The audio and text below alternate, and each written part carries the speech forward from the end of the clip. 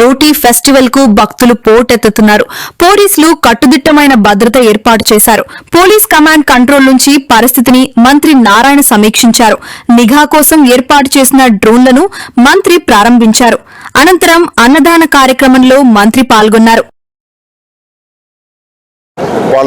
వాళ్ళ పేరెంట్స్ కు ఫోన్ చేసి నిన్న 36 చిన్నపిల్లలు మిస్ అయిపోతే ఇమ్మీడియట్ గా వాళ్ళ పేరెంట్స్ కి నిన్న హ్యాండ్ ఓవర్ చేయడం జరిగింది. ఈ రోజు ఉదయం నుంచి కానీ ఇప్పటికి ఒక 12 కేసెస్ అయితే కానీ ఇమ్మీడియట్ గా వాళ్ళ పేరెంట్స్ చేయడం జరిగింది.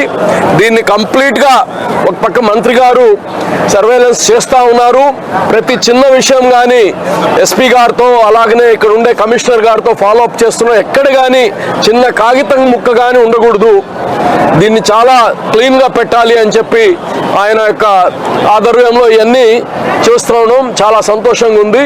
ఈరోజు భక్తులందరికి కానీ కావాల్సిన ఏర్పాట్లు మంచినీళ్ళు అన్ని సదుపాయాలు కానీ దర్గా లోపల బయట అన్ని కానీ చేయడం జరిగింది.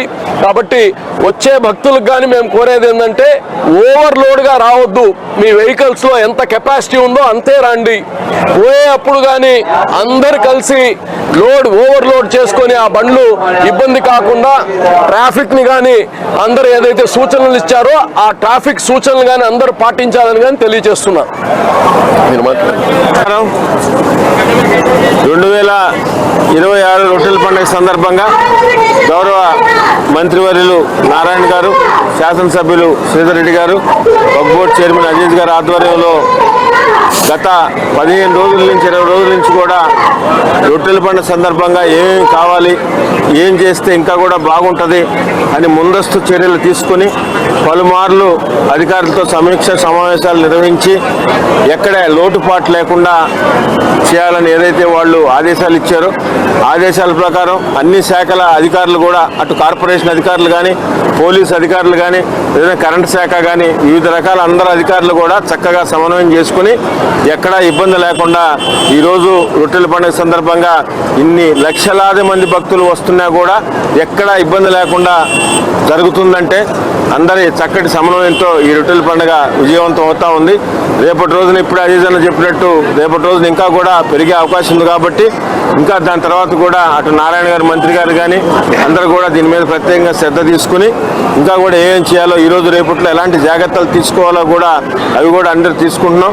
అదేవిధంగా దర్గా కమిటీ సభ్యులు ఎవరైతే నియమింపబడ్డారో ఆ సభ్యులకు కూడా అధికారులకు ఎలాగైతే జోనల్ సిస్టమ్ నెక్స్ట్ రొట్టెల పండుగకి అది కూడా కంప్లీట్ అవుతుంది చూడమని వర్క్ చైర్మన్ గారిని అటు శాసనసభ్యులు శ్రీధర్ రెడ్డి గారితో కూడా చెప్పడం జరిగింది. వాళ్ళు అదే ప్రయత్నాలు లక్ష్యాలుగా ఉన్నారు. ఈరోజు ఇంతమంది జనాభా వచ్చిన ఈ సరౌండింగ్స్లో ఎంతో హైజీనిక్గా నేను కొన్ని చూడటం జరిగింది. ఇప్పుడే కమాండ్ అండ్ కంట్రోల్ రూమ్ పోయి ఆ కమాండ్ కంట్రోల్ రూమ్ నుంచి సీసీటీ కెమెరాల్లో వాటర్ ఏరియా మిగతా కొన్ని రోడ్లు అన్నీ పరిశీలించాము. పరిశీలిస్తే చాలా నీట్గా చాలా శుభ్రంగా ఉన్నాయి. అధికారులందరినీ నేను అప్రిషియేట్ చేస్తున్నా. అదేవిధంగా పోలీస్ డిపార్ట్మెంట్ వాళ్ళు కూడా ఎవరైతే చిన్నపిల్లలు ఉన్నారో 14 ఏళ్ళు లోపల ఉన్నారో వాళ్ళందరూ పెట్టిస్తాం వాటర్ పెట్టిస్తాం. కమిషనర్ పంపించా నీళ్ళలో చెక్ చేసుకున్నాను. ఓకే